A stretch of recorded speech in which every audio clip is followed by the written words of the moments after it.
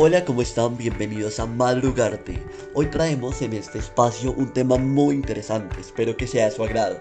Lo llamamos Así educaremos al arte del mañana.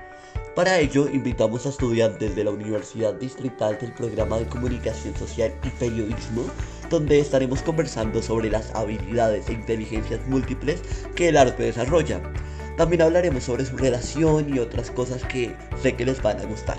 Pero bueno, para empezar y subir el telón les quiero dar la bienvenida a mis compañeros. Hola, buenos días. Mi nombre es Alejandro Vargas y el día de hoy los vengo a acompañar con este tema muy interesante del que hablaremos hoy. Buenos días, mi nombre es Giovanna Rojas. Muchas gracias, Sebastián, por la invitación, esperando que tengamos una mañana amena. Buenos días, mi nombre es José y estoy súper recargado de hablar de este tema. Bueno chicos, espero que se encuentren muy bien el día de hoy y que la pasemos increíble en este espacio. Pero bueno, hoy para que sepan hablaremos de las inteligencias múltiples, también de su relación con el arte y cómo este influye en el desarrollo cognitivo de los niños y jóvenes. Pero bueno, antes de empezar, me encantaría hacerles una pregunta. No sé si ustedes cuando eran pequeños tenían una actividad que les encantaba hacer, como no sé, pintar, jugar con agua, escuchar música, incluso tocar un instrumento. Claro que sí, mira que de hecho a mí me gustaba mucho el tema de los instrumentos. En el colegio llegué a participar en la banda del colegio. De cierta forma esto desarrolló en mí una percepción muy interesante hacia la música y hacia cómo se puede aprender los instrumentos. Qué interesante, Alejo. Para mí estos tipos de aprendizaje son muy importantes, pero para entender un poco más del tema tenemos que saber los conceptos, o bueno, el significado de lo que hablaremos. Para empezar, el aprendizaje es adquirir un conocimiento por medio de estudio o de enseñanza. Es abrirse a un mundo nuevo, desconocido, que puede ser interesante y necesario. Por otro lado está el teatro, que puede ser, por decirlo así, una rama del arte, donde se incluye el discurso, gestos, escenografía, música y sonido. Y es a partir de estas definiciones donde nos damos cuenta que el aprendizaje, la educación y el teatro puede ir de la mano, ya que el teatro abarca todas las inteligencias. Y si la forma de aprendizaje se tratara desde el teatro, la educación sería mucho más didáctica y poco monótona como lo es actualmente. Claro que sí, María Paula. En relación a esto, me gustaría hablar sobre la educación tradicional, pues también es conocido como un modelo de transmisión, que concibe la enseñanza como un verdadero arte y el profesor como un artesano. Su función será explicar y exponer claramente sus conocimientos, enfocándose de manera central en el aprendizaje y la memorización del alumno. Este modelo de enseñanza constituye los conocimientos y valores acumulados por la humanidad, los cuales son transmitidos por el maestro con verdades absolutas desvinculadas del contexto social e histórico en el que se envuelve el alumno. Esto es perjudicial para el alumno, ya que se limita mucho lo que es el valor creativo y el trabajo en equipo, pues los conceptos que se manejan en este medio, como enseñanza, son irrefutables. Algunas de las características de la educación tradicional es que es un método expositivo y la evaluación del aprendizaje es reproductiva y se centra en la calificación de los resultados. Otra es la relación del profesor-alumno, es autoritaria y se fundamenta en la concepción del alumno como receptor de información. Y por último, en el aula se limita la individualidad y la creatividad de los alumnos, ya que tienen que ser sujetos pasivos con poca iniciativa y poco interés en el aprendizaje. Esto en relación a qué lo queremos hacer, en que como el arte es un diferenciador a este modelo tradicional. Bueno, siguiendo con el hilo que me estabas planteando, Alejo, podemos ver cómo el teatro es una forma de aprendizaje y también una inteligencia. Observamos que desde una edad prematura los niños empiezan a usar esta mímica, como tú mismo lo dijiste, como maestro en diferentes actividades, incluso juegos o también frente al celular o una tablet o un computador.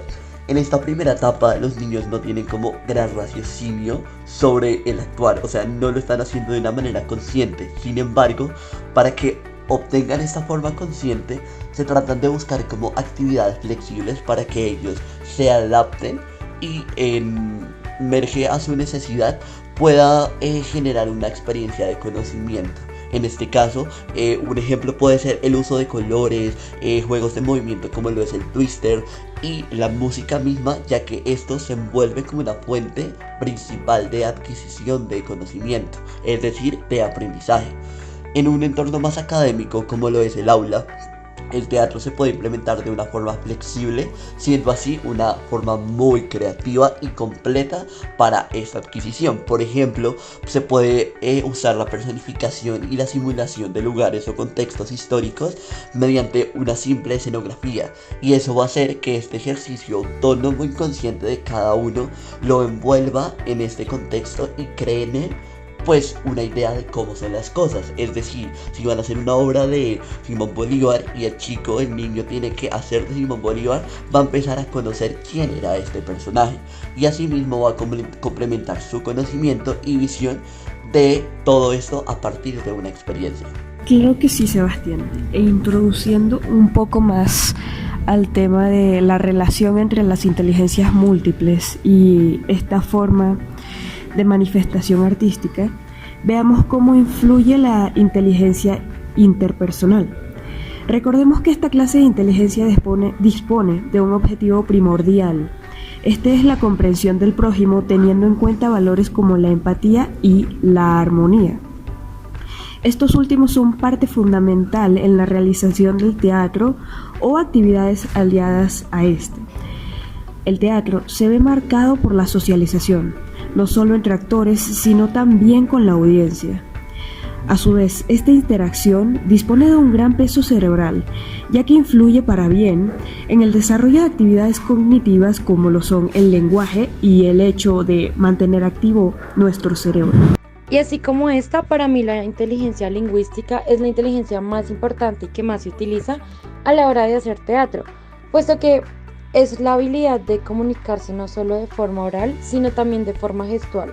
Ambas son formas de expresión fundamentales para transmitir el mensaje en una obra, que es pues lo que se busca. De esta manera también podemos incluir la cuarta pared, que es una forma de hacer teatro en la que el actor incluye al público haciendo ya sea una pregunta o un gesto o algo que ayude a que el público entre a ser parte de la obra, y así pues se le da el nombre como por que rompe esa pared invisible que hay entre el público y el actor. Y ahora aquí, de lo que estaba hablando nuestra compañera María Paula, podemos destacar que en la lingüística y en la lógico-matemática podemos decir que coordinamos los pasos con la lingüística. ¿Por qué? Porque empezamos a coordinar los equipos con los actores, empezamos a interactuar con ellos, a hablar, a decir cómo se van a mover, cómo van a hablar, en qué momento. En el teatro de sombra especialmente podemos, jugar mucho y relacionar mucho con el público, porque con la sombra podemos llamar mucho la atención.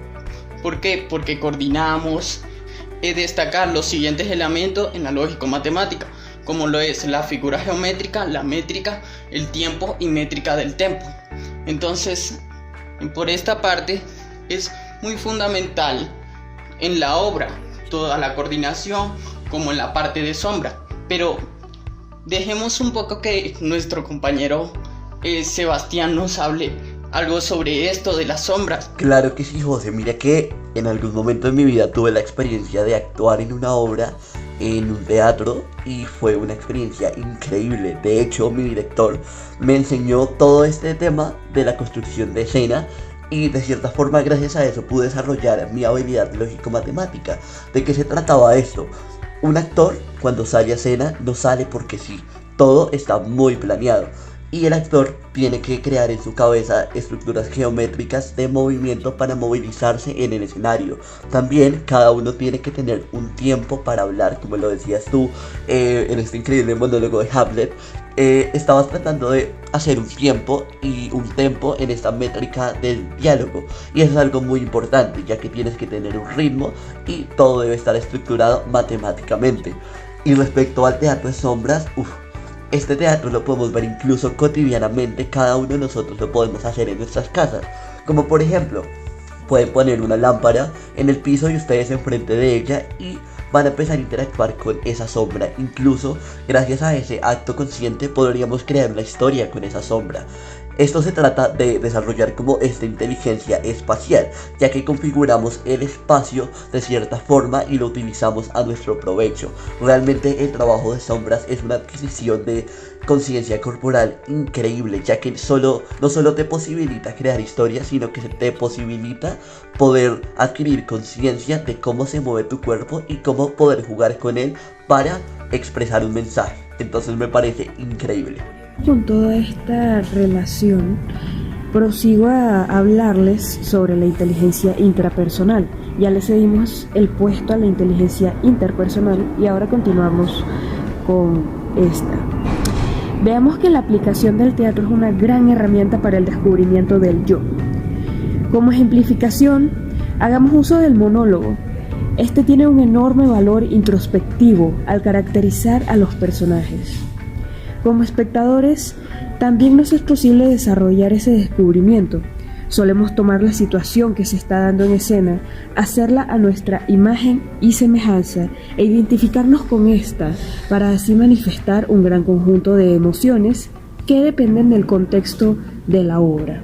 Bien, ahora me gustaría hablar sobre la inteligencia musical, puesto que esta inteligencia, su capacidad de percibir, distinguir, transformar y expresar el ritmo, timbre y tono de los sonidos se adquiere a una edad muy temprana. Muchos pensadores piensan que surgió de una forma común hace millones de años, incluso desde la edad de piedra, ya que se encontró evidencia sobre su papel en actos como cacería y los ritos. Con relación al teatro, me gustaría que José nos diera un poco más de contexto de cómo se relaciona esta inteligencia con el teatro. Exactamente, Alejo, como tú lo mencionabas. Es muy interesante porque nuestros antepasados, a través de sus lenguas, se comunicaban, danzaban, adoraban a sus dioses, como lo decías tú, y era muy interesante porque ellos pues en su momento no tenían noción pues de lo que estaban haciendo, y nosotros lo venimos adaptando.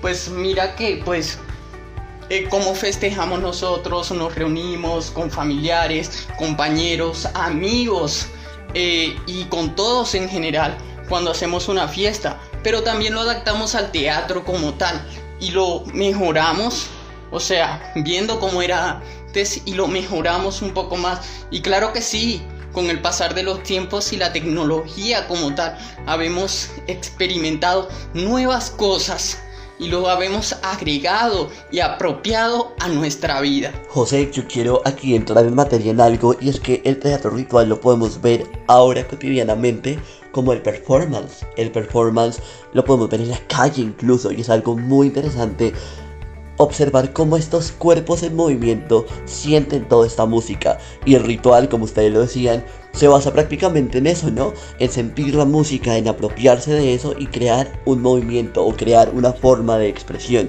También podemos decir que este teatro surge de estos cánticos. Y los cánticos no solo me refiero a ritual, sino que también al canto en sí, y a ver cómo este puede llegar a transmitir un sentimiento. Así que qué increíble. Y sí, Sebastián, y muy en relación a lo que es el teatro y sus formas de expresarlo, a continuación, pues la inteligencia kinestésica, la cual está muy vinculada a lo que es la capacidad de controlar nuestro cuerpo en actividades físicas y coordinadas, como las prácticas precisamente deportivas, de baile, las habilidades manuales y pues entre muchas otras cosas. Esta inteligencia es bastante importante para la coordinación y en cómo se relaciona el cuerpo con su entorno y mediante puede ser un deporte y actividades físicas. Pero hay algo bastante interesante, y es que hay un método o una teoría que es la biomecánica de Meyerhold. A relacionarlo con el teatro, pues hay que mencionar que el estudio de Meyerhold, su significado literal de biomecánica es las leyes del equilibrio y el movimiento de los seres vivos. Ahora bien, ¿cómo se relaciona esto con el teatro? Pues Meyerhold apropió estas leyes para crear un tipo de entrenamiento actoral, aplicando primero estos estados del cuerpo y obteniendo como resultado los sentimientos deseados, puesto que Meyerhold planteó en su teoría que las emociones parten a partir de la actividad física, a partir de cómo el cuerpo se va personificando estos mismos sentimientos para poder llegar a un nivel actoral muchísimo más creíble, muchísimo más personal para el público. Meyerhold descubrió que podría ordenar el proceso de acción física en 3 fases: la intención, la realización y la reacción. Otra comparación, asociación, podría ser con la inteligencia naturalista. La inteligencia naturalista nos permite diferenciar, categorizar y modificar elementos de nuestro entorno. Nos referimos a seres vivos u objetos, porque los entornos también son creados por humanos. En este caso surge a la hora de distinguir y entender nuestro espacio. Asimismo, cuando lo modificamos para engendrar varios ambientes según la escena. Por último, prosigo a hablar sobre lo que es el desarrollo sensorial en la primera infancia. ¿Por qué en la primera infancia? Bueno, recordemos que la etapa infantil es la más relevante para el cerebro. Durante este tiempo se está dando la construcción del sistema de cableado de los niños, el cual es un proceso que sucede solo una vez en la vida. Por lo cual, el deber ser de aquel que esté criando al niño es fomentar la formación de los circuitos cerebrales mediante una estimulación repetitiva y consistente. Ok, mira, yo que algo que estaba investigando en estos días era sobre lo que tú hablabas de la inteligencia naturalista y algo llamado teatro pobre, específicamente el ejercicio de la planta. No sé si alguno de ustedes lo conoce, sin embargo, este ejercicio se trata de una preparación vocal, mental y corporal, el cual nosotros mismos lo hacemos. Esta inteligencia, tú recalcabas que es como categorizar y modificar estos elementos de nuestro entorno, ¿verdad? En el teatro pobre también hacemos lo mismo, usamos lo que tenemos, usamos los elementos que tenemos y los modificamos. El ejercicio de la planta se trata de que cada uno se hace en una posición fetal. Luego de ella, a medida de la respiración y la relajación y ese proceso consciente, va imaginando cómo él es una semilla y cómo esta semilla a través del tiempo va germinando. En el proceso se va moviendo, va interactuando con su cuerpo y con su entorno, imaginando qué tipo de planta será, cómo va a germinar, si de pronto no sé, hay un gusano o qué conflicto hay en ello. Y en este ejercicio es muy interesante porque básicamente va a crear en nosotros una configuración de nuestro entorno para distinguir y entender todo este mismo espacio. Así que me parece increíble, ya que también hace parte de ese desarrollo sensorial de nuestro propio sentir e imaginación. A la parte del desarrollo sensorial me gustaría hablar un poco más sobre el desarrollo cognitivo. Herbit sugiere que incorporar ciertos aspectos teatrales a las clases puede mejorar los procesos cognitivos, afectivos y emocionales de los estudiantes. El teatro utilizado en el aula permite que el estudiante se convierta en el centro del aprendizaje al relacionar el conocimiento con la experiencia y convertir la actuación del estudiante en un trabajo con valor.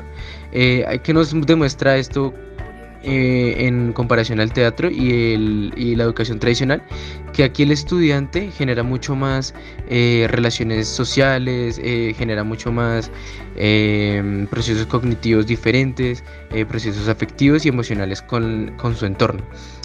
Con esto queremos dejar muy en claro que el desarrollo del aprendizaje teatral es mucho más ¿cómo decirlo?, intuitivo, mucho más envolvente en lo que viene siendo su experiencia para aprender en el estudiante. Sabes, Alejo, siguiendo con el hilo que me comentas, podemos concluir que esto es una metodología activa, ya que de cierta forma a través del teatro el alumno deja de ser espectador y se vuelve protagonista, es decir, deja de solo escuchar a estar involucrado directamente con el contexto de lo que se está viviendo.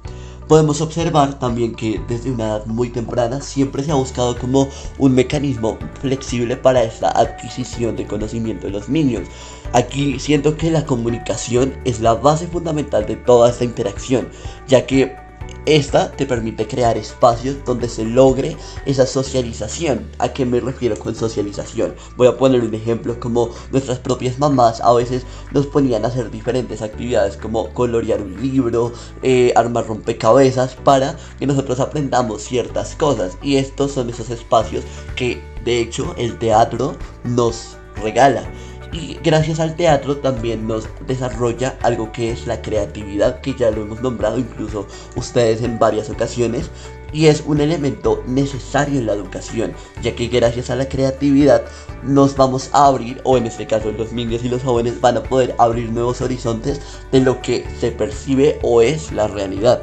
El teatro se conecta en este proceso interactivo, ya que permite, mediante un trabajo colectivo, llamémoslo así como ese juego escénico, retener mucho conocimiento.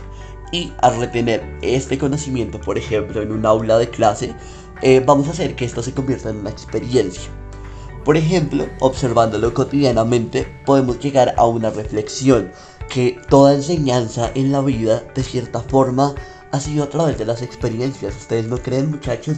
No sé si alguno de ustedes, yo creo que sí, incluso nosotros, hemos sufrido de una ruptura amorosa. Y esta ruptura amorosa, esta experiencia de romper con alguien que realmente quieres, de cierta forma te enseña varias cosas, como por ejemplo saber hasta qué punto llegas, saber cómo te valoras, saber identificar tú con amor cómo te comportas y todo esto cómo te cambia, ¿no? También podemos observar en algo más rural, como no sé, que te pongan una multa por andar a altas velocidades. Aprendes de que si vas en una velocidad muy alta te van a multar, entonces automáticamente adquieres como ese conocimiento. Así podemos entender que el teatro como forma de aprendizaje es muchísimo más efectivo, ya que al final toda esta adquisición de conocimiento parte de una experiencia. Pero bueno, queridos oyentes, hasta aquí el espacio de hoy. Espero que les haya gustado mucho.